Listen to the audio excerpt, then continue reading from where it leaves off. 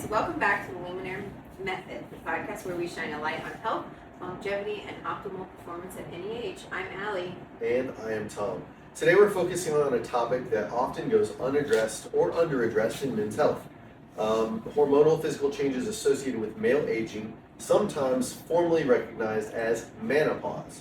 As promised in the last episode, we're talking about menopause. We also have a special guest today. I'll let him introduce himself.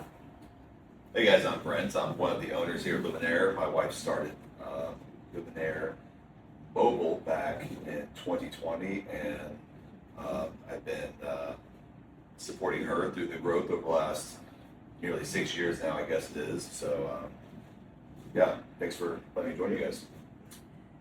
So today, this is a crucial conversation that Thom and I are going to have. And Brent, unlike the abrupt transition of female menopause, men experience a little bit more of a gradual decline, technically known as andropause or testosterone deficiency syndrome. So this typically begins to early mid-40s, right? Yeah, generally. We're talking about a real collection of symptoms, physical and psychological, primarily driven by the slow, steady drop in testosterone. Also other hormones, but the one that's the primary driver is testosterone. I know when we talked about the perimenopause with Allie in our last episode, she talked about how the female body is just made up of estrogen receptors. Much like that, the male body is a huge receptor for testosterone. We will break down the causes and the most common symptoms, and then present a clear path forward, covering foundation lifestyle modifications, the targeted support of therapeutic peptides, and the power of hormone replacement therapy. I don't know why I'm struggling to say these words today. Can we just call it HRT? HRT, I think Hormone that's a great idea. replacement therapy. Hormone HRT. replacement therapy. So stay with us. This is the blueprint for maintaining vitality in your second half of life. I'm 42. Hopefully I live past 80 You are not 42. No, I keep You aging are myself an 41 extra and a half. year. I don't know why I keep doing that. So I'm 41. I'm hoping to make it to 82. I think. 42, I guess. We'll see. If I can live this life like I'm trying to live, maybe 82 won't be so bad. So we're going to talk about understanding the processes and the decline of symptoms. And Brent, who we just introduced you guys to earlier, he's going to be with us to kind of talk about some of his own experiences with menopause and with testosterone replacement therapy. So, Allie, let's start with the root cause. Okay. Men's testosterone levels begin to fall by about 1 to 2% annually after the age of 30. Most research shows that a man's cardiovascular peak, that means his ability to run a mile or sprint, peaks at about 25. But most men's muscular peak occurs at about 35. And we see that most of the time after the age of 35, it's kind of a slow decline, mostly associated with testosterone levels. That drop of a test impacts everything. Testosterone is anabolic, meaning that it builds tissues. It's essential for maintaining muscle mass, bone density, energy levels, red blood cell production, and mood regulation. When it declines, the body shifts into a catabolic state, breaking things down faster than it can rebuild them. Okay, so let's look at some key symptoms. But this is a nice parallel to estrogen in females, because when our estrogen declines, that's when we start to suffer muscle breakdown and bone density compromise. So that's very similar to a male, right? And why you have to pick up the weights and move your body. That's right, and we'll talk about that later when we talk about strategies to combat this testosterone decline. One of the primary symptoms that most men will experience when their testosterone declines is fatigue and a decrease in libido. These are the most common red flags. I feel like when I encounter men that are starting to decline testosterone-wise, one of the first complaints they have is a decrease in libido. Sometimes that's a decrease in desire. Sometimes that's related to erectile dysfunction. But I think for most people that start to decline with age, that recognition of like, wait a second, something's different, occurs because of a decline in sexual health.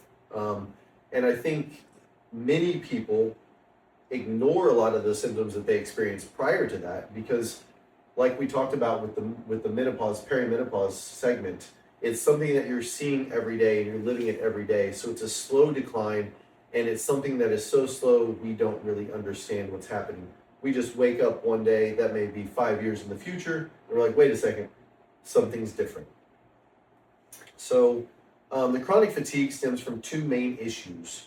One, a less efficient metabolism due to less muscle mass. As we get older, our muscle mass tends to decline, and that decline in muscle mass actually changes how our bodies process energy. Muscle is extremely anabolic, and when you have a lot of muscle tissue, you're burning a lot of calories at baseline. Your basal metabolic rate is extremely high. So as that muscle tissue, the muscle density declines, so does your metabolism. Also, DHEA and growth hormone tend to decline, which works side by side with testosterone to sustain energy. For libido, the connection is pretty direct. Testosterone is the primary hormone driving male sex drive, and it is vital for erectile dysfunction. When levels fall below a healthy threshold, desire and performance tend to suffer. And that brings us to the next symptom that we're going to talk about, persistent injuries and recovery time. I know so many active men who suddenly find themselves perpetually injured in their 40s, or someone who may experience a catastrophic injury that then struggles to find themselves healing or struggles to get back to their normal life. And that brings us into Brent. Brent here was in a car accident several years ago, and you struggled with a lot of chronic pain as a result of that. Really struggled with an ability to heal those lasting injuries. Tell us a little bit about that. Yeah, so it was November of 23. Somebody hit us head on, knocked us clear off the road. Fortunately, the whole family was safe. I did not have any like skeletal issues, no fractures, no torn ligaments, anything like that. It was all soft tissue injuries. And, you know, it was very fortunate that's all there was, but the pain associated with that continued for about 6 or 7 months. Oh, wow. And I never had considered doing testosterone therapy before because I really was not noticing those symptoms like you were talking about. I had checked previously, probably 2 years before that, just curious where I was. Right. And I was on the low end of normal, probably in lower quarter of what a healthy guy should be. But again, I was not symptomatic or anything. I was still putting on muscle in the gym, had good energy.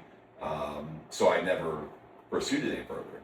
Well, fast forward, I'm dealing with these issues in the car accident. I can't sleep. I can't work out. I just felt terrible all around. I was losing all my muscle mass because I literally could not, if I did just some range of motion stuff, I would be in pain for a week. Right. I could not sleep through the night because whatever position I fell asleep in, I would wake up hurting in that position an hour later.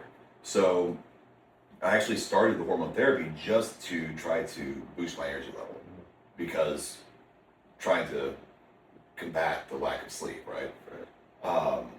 Much to my surprise, when I hit a therapeutic dose, it was about 2 weeks after, pain was gone.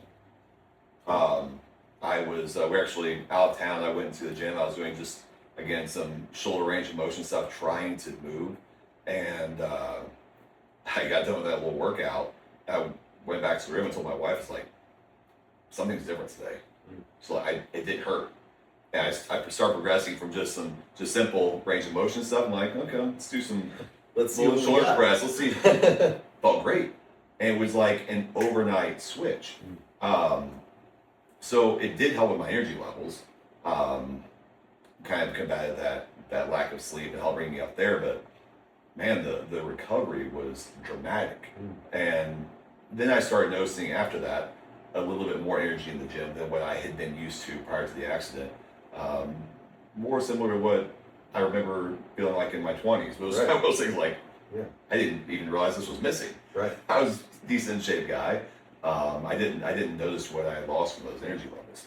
Well, and kind of like what you said, you know, after a car accident, something that's catastrophic like that, without any orthopedic injuries, without any ligament tears, like you would think, okay, your normal recovery from this would be 12 weeks of soreness, and that would be a slowly improving road to be on. But for these symptoms to continue to persist 6, 7 months, like that becomes catastrophic. That becomes debilitating.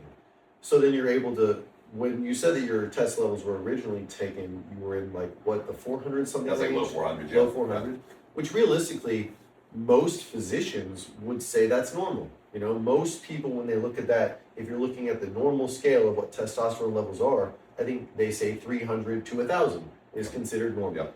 So most physicians wouldn't have even been able to treat you, even though your body was still feeling the effects of that.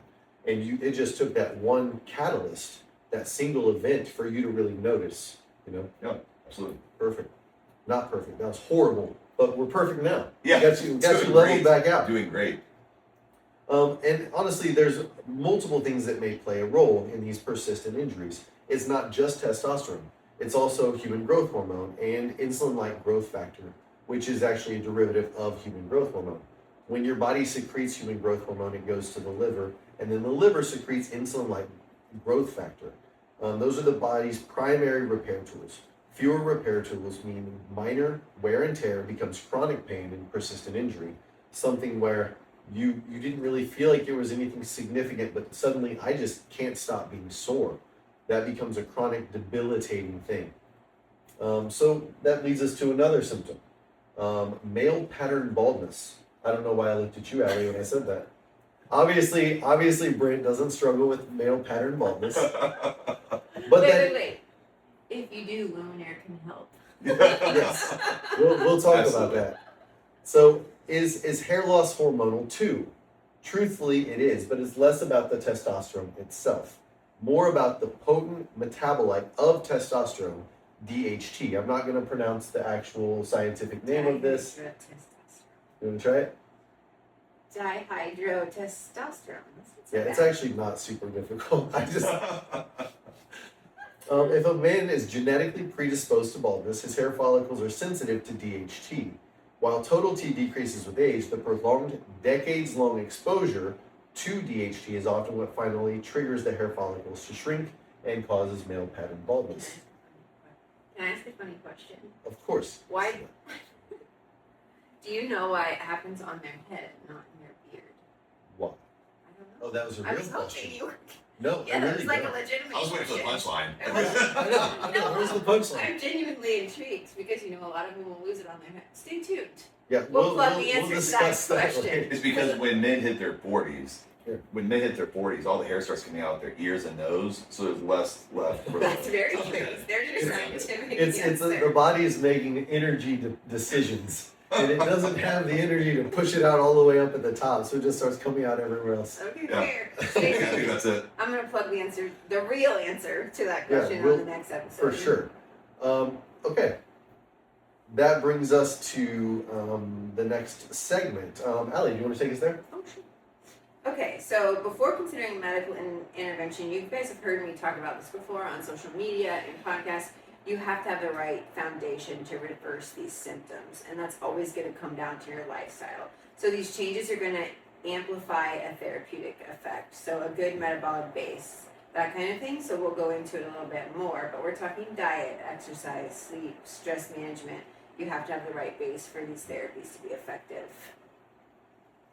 For sure. And I think by saying diet, we're not just talking about, eating healthy. There's a lot more that goes into that. And as our bodies age, our ability to retain nutrients, to absorb certain things from the food that we eat, it changes as well.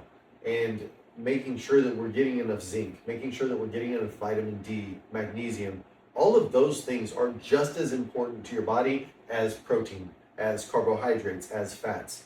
Those things are what make up the way our body processes and secretes hormones. So like Brent and I have been talking about working on getting him off of the synthetic testosterone, and we actually just had a conversation about how he's more metabolically primed to be receptive to these peptide therapies because he is on a more appropriate exercise regimen. His sleep is better, that kind of thing. So it just goes hand in hand. And I think it's kind of like building a building, right? You don't jump straight to the really cool shingles, or the really cool shutters. It's really cool. Yeah, Allie doesn't think shingles are really cool. Brent thinks shingles are really cool. The shingles are amazing. But I think my point is just that you have to start at the foundation. You have to start at the bottom and build your way up. And if you have a solid diet where you're getting the protein, the carbs that you need, you're getting the nutrients that you need, you're getting the exercise that you need, and for most people as they age, that's resistance training. That is heavy lifting 3 to 4 times a week. you really have to push your body to continue to stimulate muscle growth. That is sleep. Aim for most people in the 7 to 9 hours of sleep range, and it needs to be restful sleep. If you're not sleeping appropriately, your body's unable to really get into that cycle where it's producing the hormones the way that it should be. Also, stress management. And I don't mean necessarily just work stress. I mean things that your body perceives as stress. I think we talked about this before too. When you're talking about lowering cortisol levels and working on how your body processes stress, we're talking about the way your body perceives stress, not just your mental stress. We're not talking about schoolwork. We're not talking about jobs. While those are still important, we're talking about all things that your body considers to be stress related or that trigger the stress response within your body, which is that cortisol level, that fight or flight response. That is a stressful situation for your body. So once you get those 4 pillars, and I'm going to reiterate those pillars: diet, exercise, sleep, and stress management. Once you get those 4 pillars in place, you will likely see a significant improvement in energy and mood because of the way they prime your body to secrete hormones and growth hormones and those peptides that we talked about that you naturally secrete as well. Let's see, so what does that bring us to next?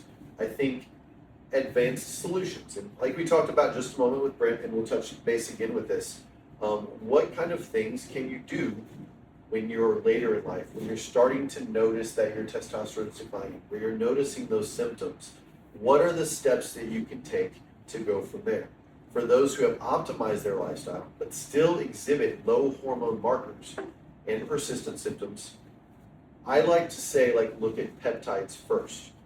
Sometimes jumping right into testosterone therapy for a lot of people is not the easiest way or the right way or the most Healthiest. Not technically would be the healthiest way either. Same Right. is true for females. for sure. So I think another way to do this would be talking about peptides. I'm going to let Allie touch base real quick about some of these therapeutic peptides.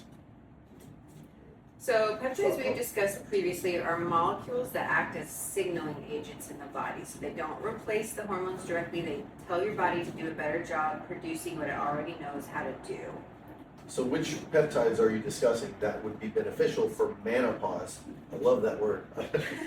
Menopause symptoms. Menopause. So the most beneficial ones that I'm referring to are the ones that have growth hormone releasing properties or growth hormone mimicking properties. So Samorelin, Ipamorelin, or CJC1295. So what would be the benefit as we age of stimulating growth hormone? By encouraging the pituitary gland to release more natural human growth hormone, these peptides significantly address delayed recovery and persistent energies.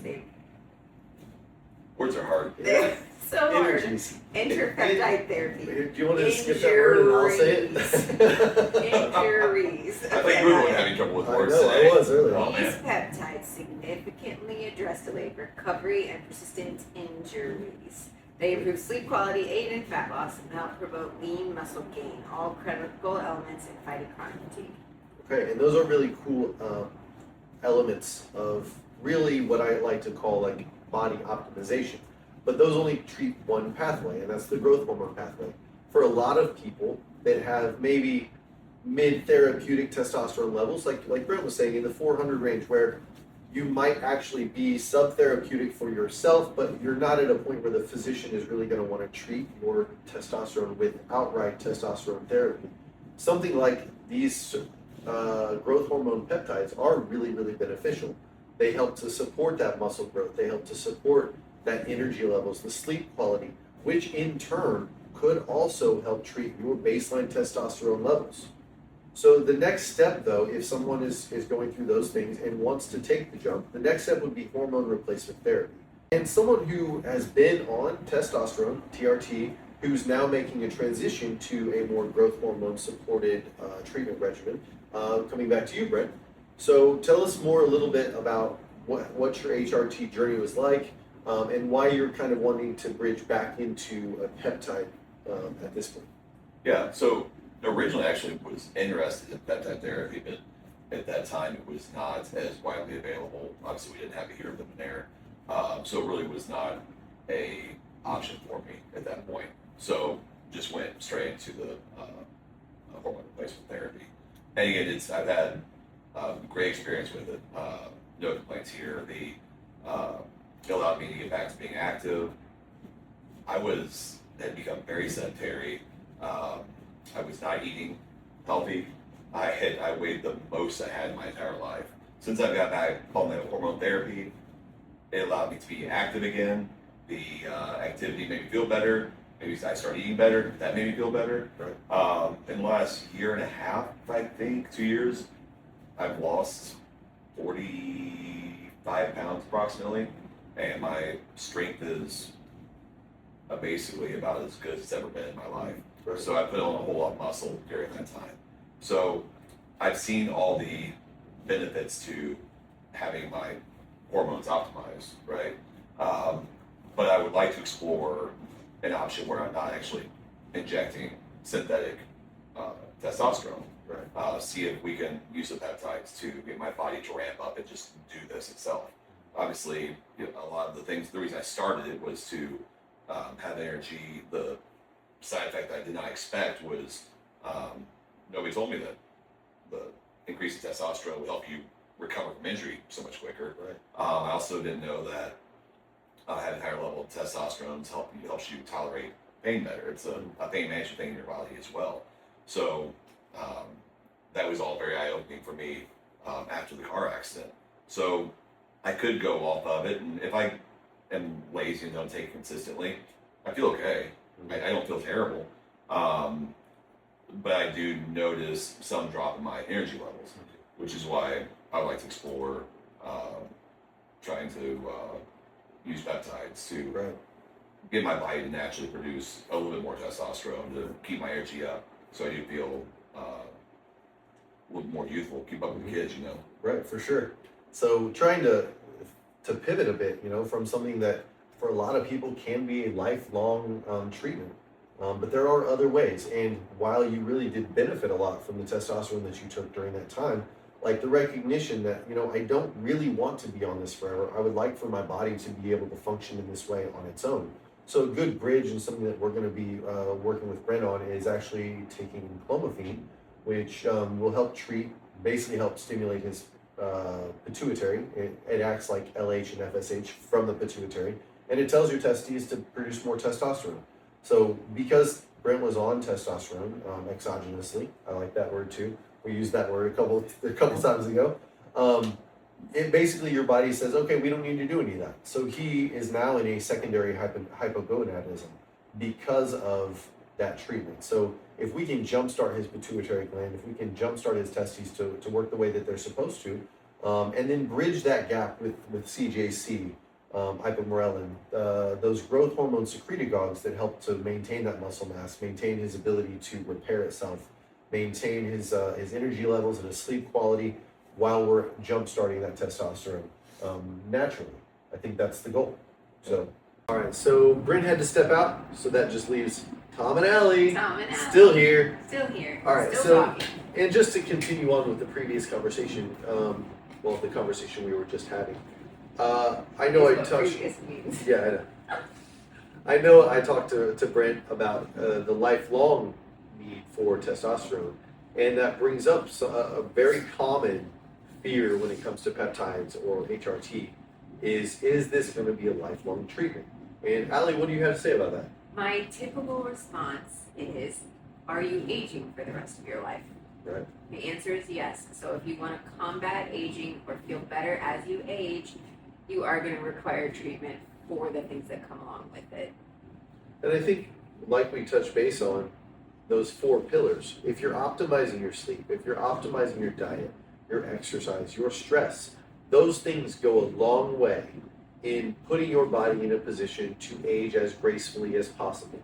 However, it's not going to prevent that deterioration of hormones. That's not going to prevent the changes that you're experiencing with growth hormone, the changes that you're experiencing with your muscles, with the ability to process or recover. Or even as little as like sleep. Because you say sleep, but sometimes there's a chemical imbalance that keeps you from sleeping or Right. keeps you from getting restful sleep. So it can really be this rock and a hard place that you're just going to continually be in as you age. So if you find something that works to treat those things, you're probably going to have to adhere for that for life, potentially. Yeah. And I think that's another reason to step into a Luminare Fit type of world, because we want you to live the best life that you can live for as long as possible. And we're going to be able to hear what you have to say. We're going to be able to weigh the things that you're experiencing, the symptoms that you have, the goals that you would like to reach, and discuss what are the best things for you. If that is peptide treatment, if that is just diet and exercise, we can cover those bases with you, and we can streamline the best decision to help you as you continue on your journey. I think that's a great way to put it. It's just going to be personalized. And some of it will be trial and error because everybody's body reacts completely differently. We touched on my reaction to Somorlin versus CJC. Right. You have Jen's reaction to NAD that we touched in the last episode. That's just what sets us apart, is we're paying attention to those things. Right. With that, we'll talk a little bit more about HRT, hormone replacement therapy. That's a very common way of saying testosterone therapy for most people. Whenever you have clinically diagnosed testosterone deficiency, sometimes testosterone replacement therapy is the gold standard. I've seen in a lot of research these ideas of this thing or this thing or this thing to prolong your testosterone. Sometimes, for some people, it's best just to take the testosterone. That really is the best treatment. Sometimes other things that we do might put off that, but for many people, that is inevitable.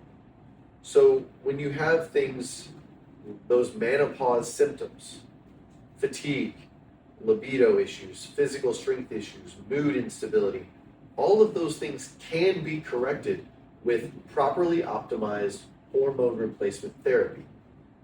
But what about risks? What about monitoring? So safety is paramount. I think that that's really important to both Tom and I in general and Luminare overall. Potential side effects include some increase in your red blood cell count, cholesterol issues are potential side effects, liver problems, fluid retention. Therefore, TRT must be managed a little more strictly by a qualified provider. This involves regular testing of your blood, typically every 3 to 6 months, which is what we recommend and offer. And I think for us, we usually try to go every 3 months when we're getting somebody started. And then as we get to a point where we reach a therapeutic level, pushing that out to 6 months is appropriate.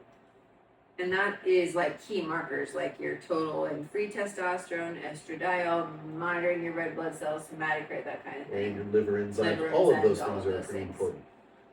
It's also important because the introduction of exogenous testosterone above what the body has been accustomed to can cause elevated aromatization. The word aromatization is a big word, but basically your body always works to maintain an equilibrium. So when you raise your testosterone levels, your body recognizes that now my testosterone levels are high, and so it tries to aromatize some of that testosterone into estrogen, trying to reach that balance. So when you have an elevated aromatization of that testosterone into estrogen, elevated estrogen levels in men specifically come with their own set of undesirables. Most notably, we're talking about acne, gynecomastia, or the development of breast tissue in men, water retention, erectile dysfunction, and emotional volatility. So that's why balancing becomes super important. It is, and that's why I like to use the term hormone optimization, because it's not necessarily replacement. It's not as simple as just, oh, we're going to give you testosterone and walk away. We really want to optimize the appropriate levels of hormone within your body. And it's all about testosterone protocols. Isn't that usually pretty simple? For a lot of people, they treat it like it is. A lot of low T centers and men's health facilities tend to follow a pretty one-size-fits-all approach. But most up-to-date research suggests that that isn't the best way to replace testosterone. Whenever we're giving someone testosterone just in a single injection, I don't know why I'm struggling with the word, injection Injury as was opposed my to problem. injuries, a single injection once a week, or in some cases once every 2 weeks, isn't really the best way for your body, because you inject a super therapeutic level of testosterone, you get a huge influx of testosterone right off the bat, and then that testosterone slowly depletes in your body. Well, that huge increase up front causes a significant amount of aromatization, or processing into estrogen in the beginning of that week. So then your body then continues to reach that equilibrium, your testosterone levels deplete to a point later in the week when now you're subtherapeutic. You're lower than what you should be. All of those things, those symptoms that we're trying to treat might be coming back. And it's just within a single week period. So if we're in a position where we're truly optimizing what we're doing for you, that looks like multiple injections a week. I prefer to do like a 3 times a week protocol where we're able to really get your testosterone levels to a good equilibrium, a therapeutic level where you don't have all of the peaks and valleys that bring along with them side effects. If we're in a situation where an individual doesn't really want to be poking themselves 3 times a week and 1 time a week is the only thing that works for you, then you might have to consider something like an aromatase inhibitor, like an anastrozole or something like that. Those are treatments that we can offer you as well. So Thom, the key message here is that male aging does not have to mean decline or a change in quality of life. Exactly. Absolutely. The menopause transition is real and driven by measurable hormonal changes, but it is manageable and reversible through a methodical approach. Sometimes that approach may be lifelong, like we discussed. Fair. So start with a foundation, right? Resistance training, quality sleep, cleaner diet, stress management, those kinds of things. And for persistent symptoms, talk with us about therapeutic peptides for recovery or HRT for clinical deficiencies. Knowledge truly is power. If you are experiencing chronic symptoms, do not accept them as inevitable. Take charge of your hormonal health. So it starts with a comprehensive blood panel and a consultation with one of us to discuss your goals. If you're experiencing chronic symptoms, you don't have to accept these things as inevitable, right? So take charge of your hormonal health. Come and have a consultation with us that starts with a comprehensive blood panel, and we'll discuss your symptoms and goals. But I think it's a really good spot here to discuss that while we're talking a lot about the wellness side of Luminare, it is very much an aesthetic spot as well. And one thing I joked about early in this episode is hair restoration. Luminare actually has multiple options for hair restoration. Sure. I even had some hair changes secondary to perimenopause and stress, and we've been treating specific patches in my hair with platelet-derived growth factor, and I'm getting improvement in those spots. So I think that it's great to let everybody know that we can treat you from the inside to the outside and help with all the things that come with aging. Yeah, and I think Brent touched base a little bit on one of the things that's important here is sometimes all you need is a little push in the right direction. Mm-hmm. Sometimes all you need is a little inspiration, a little bit of a drive to get you up, to get you moving, to get you leaning towards making the right decisions.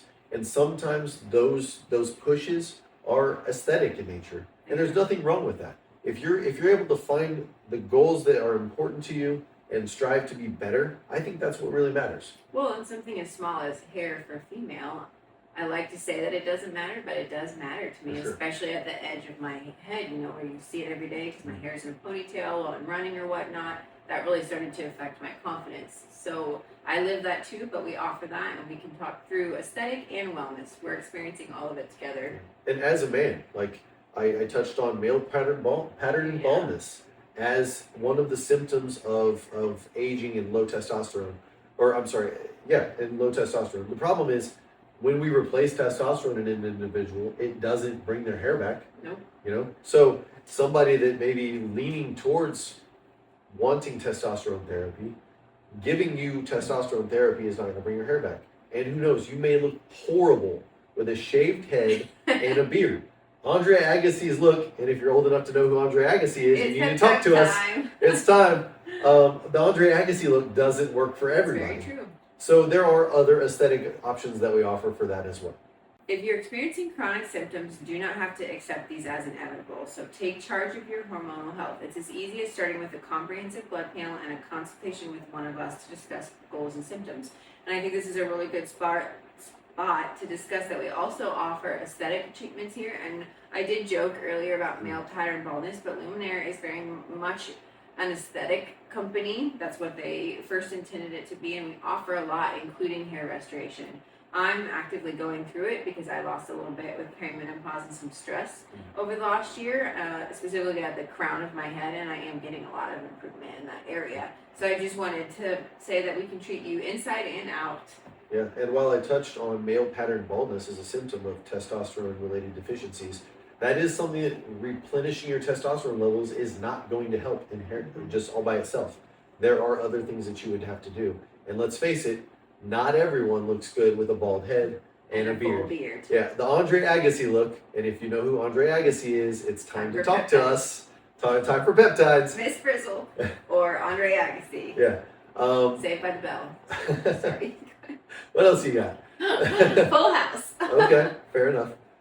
So yeah, it's time to come talk to us because we do have the things that might benefit you. I think that brings up a good thought though, is that sometimes, I think Brent touched on it earlier, sometimes all you really need is a push in the right direction, something to get your sleep back on track, something to get you back in the gym, and sometimes peptides, sometimes HRT, sometimes something aesthetic can be that push that you need. And here at Luminare Fit, our job and our goal is to get you back on track, living the best life that you can live. Feeling confident while you do it. For sure. And I think that's all that we have for today. Okay. Stay tuned for our next episode where we're going to dive into thyroid a little bit. I think that's a deep one. Because that's a driver in a lot of these things. For sure. And I think for people as they age, they might not even recognize that thyroid is playing a role.